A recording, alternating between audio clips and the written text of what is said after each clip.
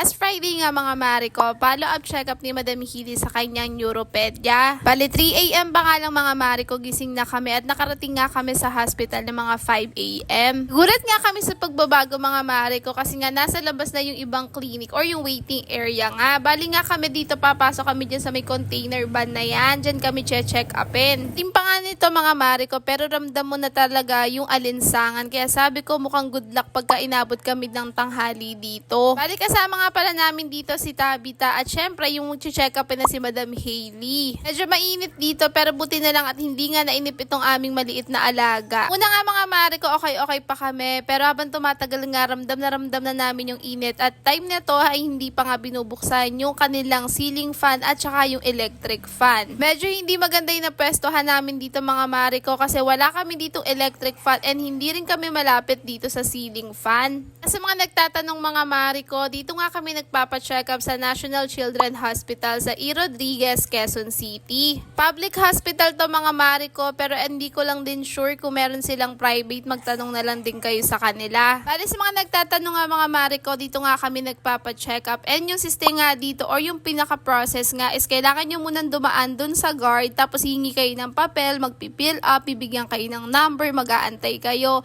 and hihintayin yung tawagin kayo sa triage nga. After nyo nga sa triage mga Mariko, iba-vitals kayo doon tapos papupuntahin nga kayo sa registration and after sa registration is pupunta na kayo dun sa timbangan. Pero depende yan kung yung clinic na pupuntahan nyo nga is may bayad. May bayad naman mga Mariko, syempre kailangan nyo magbayad sa cashier. Katulad namin na maagang dumarating, madalas dun na kami sa labas nagbabayad, dun nga sa pharmacy nila. Pero kung walang-wala talaga kayong pambayad mga Mariko, pwede kayong lumapit sa Malasakit. Yun nga na mga 7:44 pa sila nag-i-start doon. After ng lahat noon, sasabihan naman kayo kung saan kayo mag-aantay or kung saan kayo pupuntang clinic nga. So mas maganda alamin nyo muna kung saan ba talaga kayo clinic padadalhin. So kami dahil kami sa neuropedia, dati sa loob kami ng hospital, ngayon as nasa labas kami nag-aantay. Yan mga Mariko, sa mga nagtatanong nga at gusto magpa-check up dito sa NCH, hindi po madaling magpa-check up dito. Mahaba po talaga yung waiting time. 2021 pa nung na-diagnose si Madam Hilly na may focal epilepsy and sa tagal lang ganun mga Mariko, isang beses pa lang ata kaming maaga nakauwi. As mga Mariko, tama yung rinig nyo, mahaba talaga yung pag-aantay ng oras dito. Siguro dahil lagi sinasabi nga ay public hospital siya. Kaya sa mga magpupunta dito, mag-expect na kayo or habaan nyo talaga yung pasensya nyo dahil napakatagal talaga. Kaya nga na pinapakita ko talaga sa video, magdala na rin kayo ng pamaypay, mini fan nyo kasi super init talaga. Swertihan na lang talaga mga Mariko kung makapunta ka ng clinic na merong aircon. Dito nga mga Mariko, binuksan na yung ceiling fan, electric fan, pero yung electric fan behi walang-wala sa amin. Yung fan din mga Mariko,